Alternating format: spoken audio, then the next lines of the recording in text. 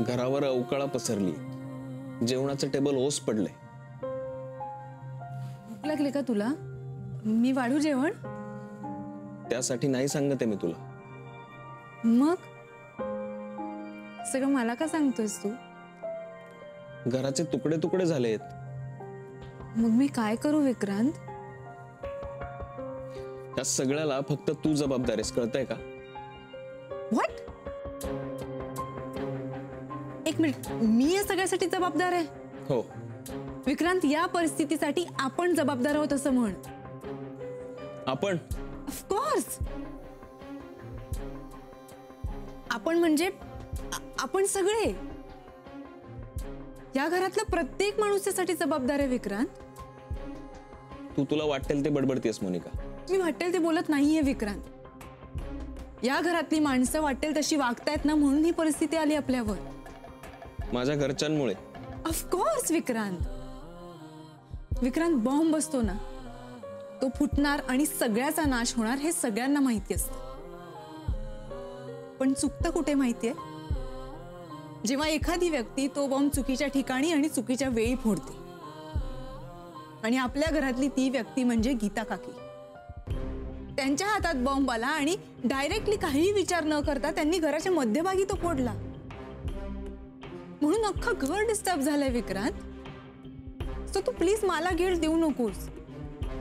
मी काही केलेलं नाहीये. मोनिका, तू इम्पॉसिबल आहेस. तू कधी काय करशील, काय वागशील, काही सांगता येत नाही. एक्झॅक्टली विक्रांत. हे सगळं तू खरं तर गीता काकींना जाऊन सांगितलं पाहिजेस. गीता काकींना सगळं खरं कळल्यानंतर डायरेक्टली आजींशी जाऊन बोलण्यापेक्षा समजूतदारपणे हा मॅटर हँडल केला असताना, घरातल्या सगळ्यांना विश्वासात घेतलं असतं तरी झालंच नसतं ना विक्रांत. मला मान्य आहे, घरात हे सगळं कधी ना कधीतरी कळणारच होतं. पण हा ड्रामा गीता काकींमुळे झाला. चॉकलेट हवंय तुला?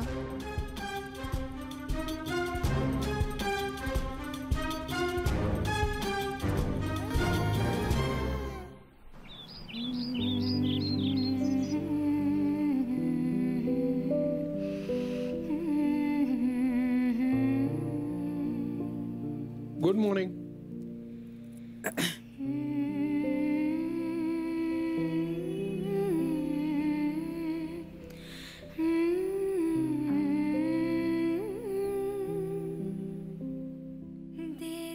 काल झोप आली का? हल्ली कुठे शांतपणे झोप लागते नाही का?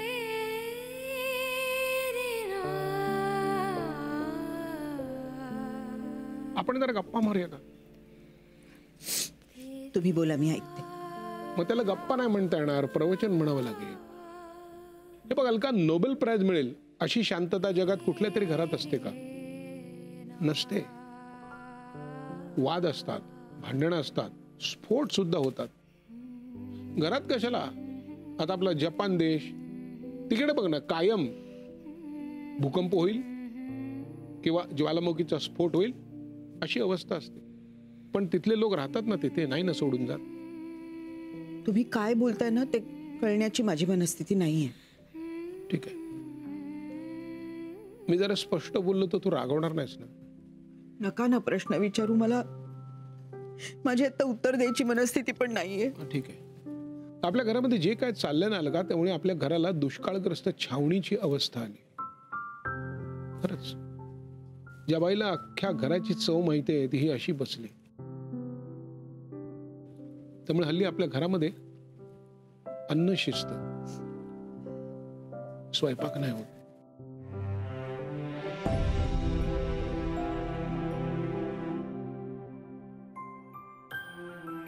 हे बघ अलका, सावरणं कठीण आहे, मला कळतंय.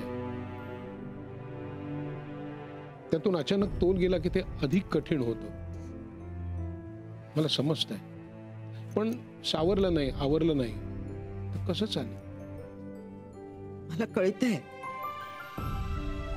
पण वळत नाहीये. तुम्ही मला नका समजा. ठीक आहे, या परिस्थितीवर मात करण्यासाठी सध्या आपल्या घरामध्ये ना एक रेस्क्यू टीमची स्थापना झालेली आणि मी त्याचा प्रमुख आहे. म्हणजे आजपर्यंत आपल्या घरामध्ये अनेक वेळेला वाद झाले, ते मी सोडवले. कधी ओरडा खाऊन, तर कधी काय ते हल्लीची मुलं शब्द वापरतात, मांडवली भाई होऊन. पण कधी वादाचं भांडण होऊ दिले नाही, आणि भांडणाचं युद्ध तर नाहीच नाही. आणि यावेळेला सुद्धा मी ते होऊ देणार नाही, आईची शपथ. बघ बघ जरा आरशात जाऊन बघ, काय हसू फुललंय चेहऱ्यावर. गेल्या आठवडाभर याला महाग झालो तुम्ही. काळजी करू नकोस, सगळं नीट होईल. मी आलो, जरा एक परिषद आहे, तिकडे जाऊन येतो. कसली परीक्षा? किचन भूमीत आहे एक परिषद. अहो पण कुणाबरोबर? कळेल, आलोच. अहो अरे असं मस्तपैकी असं चविष्ट करीन. चविष्ट म्हणजे काय, नेमकं काय? मित्रांनो, कसली चर्चा चालली याची ना? मग काय काय करूया? काय करायचं काय करायचं विचारतोय. आपण ना काहीतरी पटकन करूया, साधं. अरे सांग त्याला मधू, साधं काहीतरी करायचं म्हणतोय. मग तुला काय पाहिजे? काय हवंय म्हणजे असं चांगलं चुंगलं खाणार मी. काय खाईन तर तुपाशी, नाही तर उपाशी. काय नानू मामा, मला तुपाचे पदार्थ नाही बनवत आहेत, त्यामुळे तुला उपाशीच राहायला लागेल. मी आणि मधू काका आमच्यासाठी घेतो बनवून काहीतरी छान. नाही नाही नाही नाही, तसं नाही रे. मी आपली म्हण सांगितली तुम्हाला. मी काय म्हणतो विजय, आपण खीर करूया का? नाही खीर करायची नाही, गोडाचे पदार्थ नकोत, विजयला नकोय. एक मिनिट मधू का, कधीतरी चालतं रे. पण काय माहिती का नानू मामा, खीर एकदम पटकन होते रे, आणि ते काय भुकेला पुरत नाही ना. खरं तर काय पाहिजे माहिती ना, आता बाजार पाहिजे रे. आता पेडव्याचं कालवण बरोबर, अशी बाजूला अशी तळलेली, आणि असा सोलकडीचा ग्लास. विजय, नवरात्र सुरू आहे, माईला अजिबात आवडणार नाही. आपण एक गंमत करूया. आपण गंमत करायला आलोय का याचा प्रश्न सोडवायला आलोय? साधंसं काहीतरी करून टाकतो पटकन, आपण जेवण घेऊया ना, आणि भूक लागले. हे बघ विजय, तुला जे जमतंय ना ते कर. झालं तरी मी तुला मदत करतो, कांदे सोलतो, डोळ्यातून पाणी आलं तरी चालेल. पण मग मी काय करू? मधू का तू मला मदत कर, तू कांदे सोलायला घे. कांदे मी? अरे नुसते असे सोलले ना तरी डोळ्यातनं माझ्या घळा पाणी येतं रे. याला फक्त नाकाने कांदे सोलता येतात. नाही मग तू दुसरं काहीतरी काम सांग ना, मी करेन. तुझ्यासाठी सोपं एकच आहे, आम्ही केलेलं बसून खाणं. अरे मी काय तुला नुसता आईत खाऊ वाटलो का? नुसतं बसून खाणाऱ्यापैकी मी नाही. तू काहीतरी मला काम सांगच. बर, आपण काय बनवूया माहिती का? काय?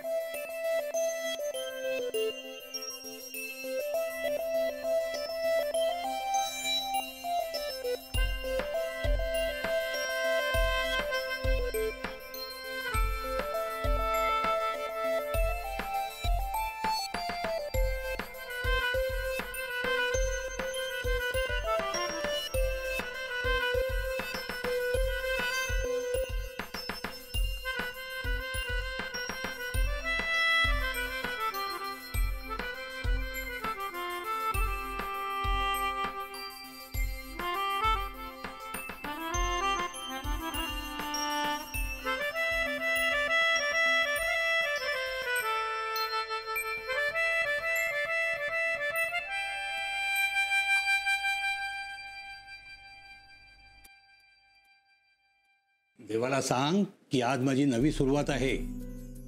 मला खूप शिकायला मिळू दे, आणि पुढचं सगळं असंच चांगलं होऊ दे. मला हवी तिथे ऍडमिशन मिळू दे. हो आजोबा. आणि हेही सांग देवाला की करिअरचं आतापर्यंत सगळं व्यवस्थित जमवून आणलंस, आता पुढचं सुद्धा बघ.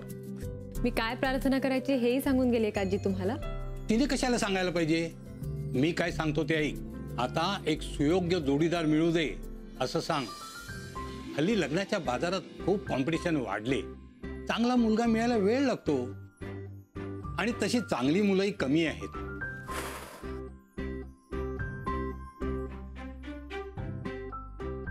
आजोबा, माझ्या ऐवजी तुम्हीच प्रार्थना करायला हवी होती. हे बघ, देवाकडे रोज मागितलं ना की तो आपल्याला हवं ते देतो. हो, देवाला इतका वेळ कुठे? पृथ्वीवरच्या प्रत्येकाकडे तो कसं लक्ष देईल? तू मला शिकवू नकोस हा. त्याचं सगळीकडे व्यवस्थित लक्ष असतं. आपण मागत राहायचं आणि रोज मागितलं ना की तो आपल्याला हवं ते देतो. मला असं वाटतं आपण मनातल्या मनात जरी इच्छा धरली ना तरी देव ऐकतो. मागायला कशाला हवं? शेवटी त्याला जे द्यायचंय ना तेच तो देत असतो. तू काही मागू नकोस. पण आजीनं तुझं नाव नोंदवायचं मात्र मनावर घेतलेलं आहे. तेव्हा आता तूही लग्नाचं मनावर घे, कळलं? जोबा, नमस्कार करते. आणि हो, आजीनं डबा भरलाय तो घे, नाही तर विसरशील. हो, येते. हा. आणि वेळेच्या आधी पोच बरं का. येस माय डिअर जोबा. बाय. ए नानू, एका जागी सरळ उभा राहा ना बाबा. किती फेऱ्या मारतोयस? माझं लक्ष तुझ्याकडे. माझ्या डोक्यात विचारांचा कल्लोळ सुरू असला ना की मग मी अशा फेऱ्या मारतो. कसला कल्लोळ? माई, मी हाच विचार करतोय की जे मी पहिल्यापासून सांगत होतो ते जर ऐकलं असतं तर ही वेळच आली नसती. नानू, माहितीये माई, मला माहितीये तू काय म्हणणार आहेस ते. आता मी किती वेळा मान्य करू की तू तेव्हा बोलत होता ते मी तेव्हाच ऐकायला हवं होतं. हे बघ, घरातली परिस्थिती ही तुझ्या विजयापेक्षा जास्त महत्वाची आहे. माई, देते पैसे. आता ते काम होईल असं काय वाटत नाही. आपण नंतर करू. नान्या, मला मान्य आहे की माझ्यामुळे घर हादरलंय. आता काय करू मी? मला सांग. मलाच काहीतरी करायला पाहिजे. पण परिस्थिती बदलली पाहिजे असं तुला नाही का वाटत नानू? मग आता काय करायचं? का तू तुझ्या निर्णयापासून मागे घेणार आहेस का सगळ्यांपुढे नमतं घेणार आहेस? मी असं म्हटलंय का? पार्वती कधीही मागे पाऊल ठेवत नाही. त्या मागे इगो नसतो, तत्व असतात. तत्व. जोपर्यंत दुसऱ्यांना त्यांची चूक लक्षात येत नाही, त्याची शिक्षा भोगून पूर्ण होत नाही, तोपर्यंत पाऊल मागे घ्यायचं नाही. तत्व मागे घ्यायचं नाही. घर शांत करायचं, सगळ्यांनी बोलायचं आणि तरी सुद्धा पाऊल मागे घ्यायचं नाही. दोन्ही बाजूनी ढोल वाजू नकोस. म्हणून मला मधुशी बोलायला आवडतं. त्याला कळतं मी काय सांगते ते, आणि मला त्याचं बोललेलं कळतं. मग माझं सुद्धा तसंच आहे. तू ना, तू साधाच आहे रे बाबा, पण या जगासाठी वेगळा आहे. मग ऐक, विक्रांत आणि मोनिकाचं सत्य हे निर्मलेला माहिती होतं, पण ती बोलली नाही. माही, जरा विचार कर. हे सत्य आणखीन कुणाला तरी माहिती असू शकतं. अरे मग सांग ना सरळ सरळ. उगाच कोडी कशाला घालतोय? सांगतो. सुनबाईच्या बहिणीला, मानसीला, ती तर तिची बहीणच आहे ना. लग्ना आधीपासून ती तिच्या बरोबर आहे. मग तिला हे माहिती असणारच. मग मला सांग मधू, तिला काही माहिती असल्याशिवाय ती बहिणीची काळजी घ्यायला सारखी सारखी इथं येत होती का? नानू, तुझ्या बोलण्यात तथ्य आहे नानू. मधु, आपण नंतर करू हिशोब. आता काय हा मला जमायचा नाही. मला आधी या गोष्टीचा विचार करू दे. आता कसं बोललीस?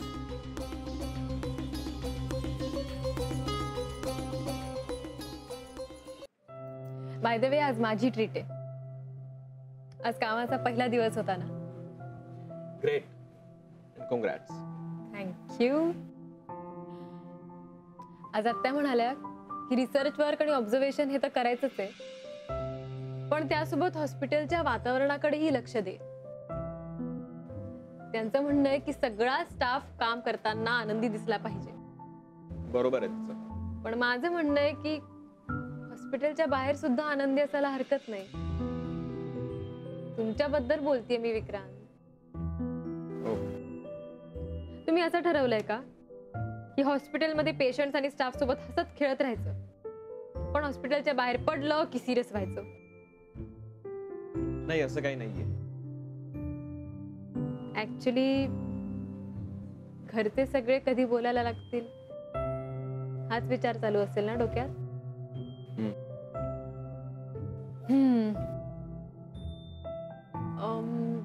दोन टेंडर कोकोनट आईस्क्रीम.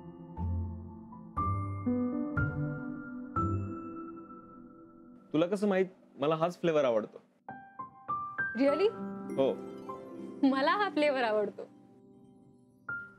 आणि तुम्ही म्हणालात ना काहीही ऑर्डर कर. Anyway, going back to our topic. तुम्हाला तुमच्या प्रश्नाचं उत्तर माहितीये का? नाही.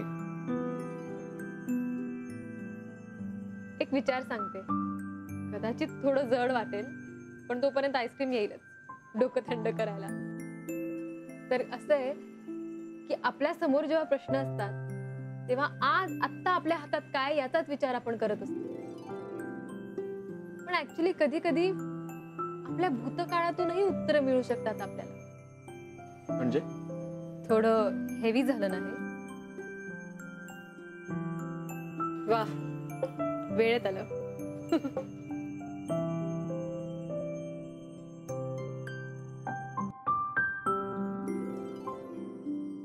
तर असं आहे, तुम्ही थोडं मागे जाऊन विचार करा ना. कसला? म्हणजे यापूर्वीही तुमच्या घरात भांडणं झाली असतील, सगळ्याच घरात होतात, राईट? हो. मग यापूर्वी अशी भांडणं कोण सोडवायचं घरी? बाबा, माझे बाबा. रिअली? हो. विजय काका? हा, म्हणजे मित्रांमधली, घरच्यांमधली सगळी भांडणं ते एकदम हुशारीने सोडवायचे. आणि प्रत्येक वेळेला एक वेगळीच मेथड असायची त्यांची. आणि त्यांच्या फ्रेंड सर्कल मध्ये तर त्यांना मांडवली किंग असं नाव होतं. हो. मला आठवतंय, मी फायनल इयरची एक्झाम देत होतो आणि दोघं आमच्या घरी आली बाबांसाठी. आणि ते इतके भांडत होते की एकमेकांना मारायचेच बाकी होते. मला तर खूप टेन्शन आलेलं की बाबांशीच भांडायला आलीत की काय दोघं. गॉड.